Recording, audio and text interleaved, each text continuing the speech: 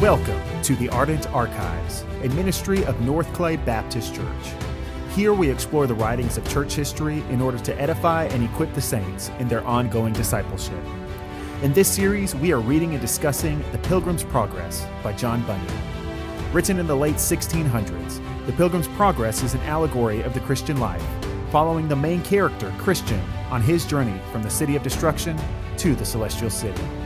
More than any other work in the history of the church, The Pilgrim's Progress captures both the struggles and joys of living the Christian life in a way that is not only accurate, but enjoyable to read. So prepare yourself for an epic adventure as we embark on The Pilgrim's Progress by John Bunyan.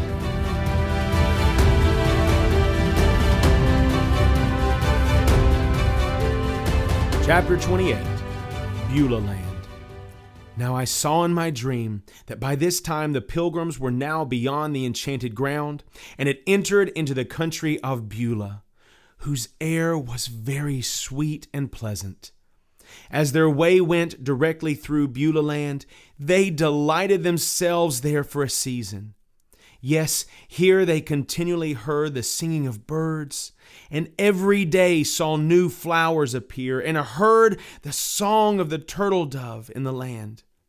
In this country the sun shines night and day, as it was beyond the valley of the shadow of death, and also out of the reach of giant despair, they could not so much as see Doubting Castle.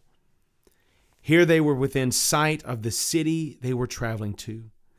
They also met some of the inhabitants of that city, for in this land the shining ones commonly walked, because it was upon the borders of heaven.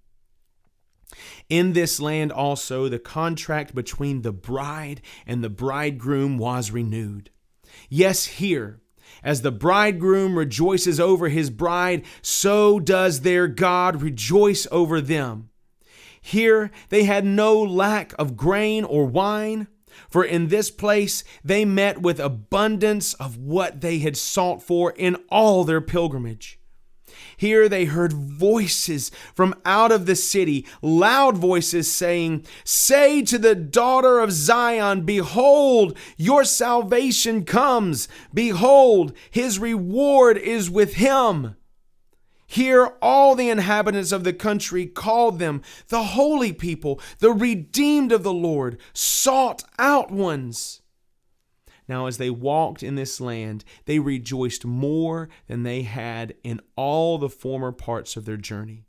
Drawing near to the city, they had even a more perfect view of it. It was built of pearls and precious stones, and the great street of the city was pure gold, so that by reason of the natural splendor of the city and the reflection of the sunbeams upon it, Christian became lovesick with longing for it.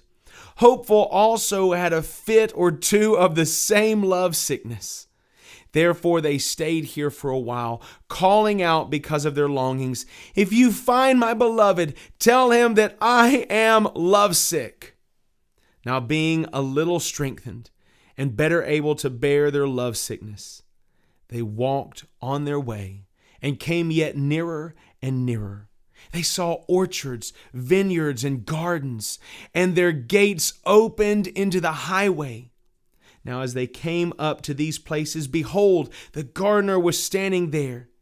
And the pilgrims asked, "Whose lovely vineyards and gardens are these?" The gardener answered, "They are the king's, and are planted here for his own delight, and also for the refreshment of pilgrims." So the gardener brought them into the vineyards, and bid them to refresh themselves with the delicacies. He also showed them the king's walkways and the arbors where he delighted to be. So here they tarried and slept. Now I beheld in my dream that they talked more in their sleep at this time than they ever did in all their journey. As I was in deep thought about this, the gardener said to me, "Why are you pondering the matter? It is the nature of the grapes of these vineyards to go down so sweetly as to cause the lips of those who are asleep to speak. So I saw that when the pilgrims awoke, they prepared to go up to the city. But as I said, the reflection of the sun upon the city, for the city was pure gold, was so resplendent that they could not as yet behold it with open face, but only through an instrument made for that purpose. So I saw that as they went on, that two men in clothing which shone like gold met them. Their faces also shone as the light. These men asked the pilgrims where they came from, and they told them. They also asked them where they had lodged, what difficulties and dangers, and what comforts and pleasures they had met with along the way, and they told them. Then the men said, "You have but 2 more difficulties to meet with, and then you are in the city." Christian and Hopeful asked the men to go along with them, and they told them that they would. "But," they said, "you must obtain it by your own faith." So I saw in my dream that they went on together until they came within sight of the gate of the city.